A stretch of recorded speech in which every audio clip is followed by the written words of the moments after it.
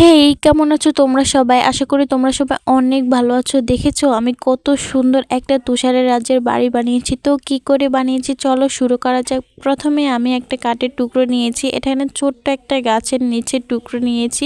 তারপরে তার উপরে আমি হট ব্লু দিয়ে এখানে একটা মরিচ গাছের ডাল অ্যাটাচ করে দিয়েছি। এখানে মরিচ গাছের ডাল দিলে বেশি ভালো হয়, কারণ মরিচ গাছের ডালের বেশি আঁকাবোকা থাকে।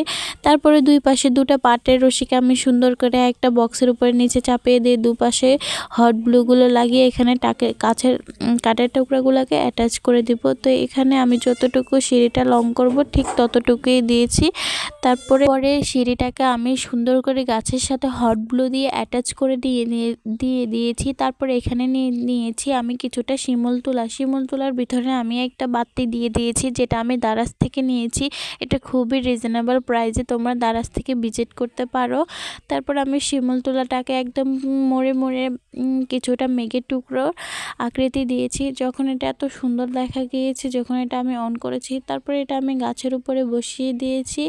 এর যে লাইটের সুইচটা দেখা যায় ওটাকেও আমি কিছুটা তুলা দিয়ে সুন্দর করে ঢেকে দিয়েছি, যাতে একদমই ন্যাচারাল মনে হয়।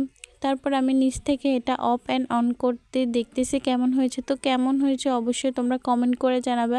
এখানে তোমরা চাইলে অন্য রকমের ডেকোরেশন করতে পারো। অবশ্যই একটা লাইক অ্যান্ড সাবস্ক্রাইব করে দিবা। আল্লাহ হাফেজ।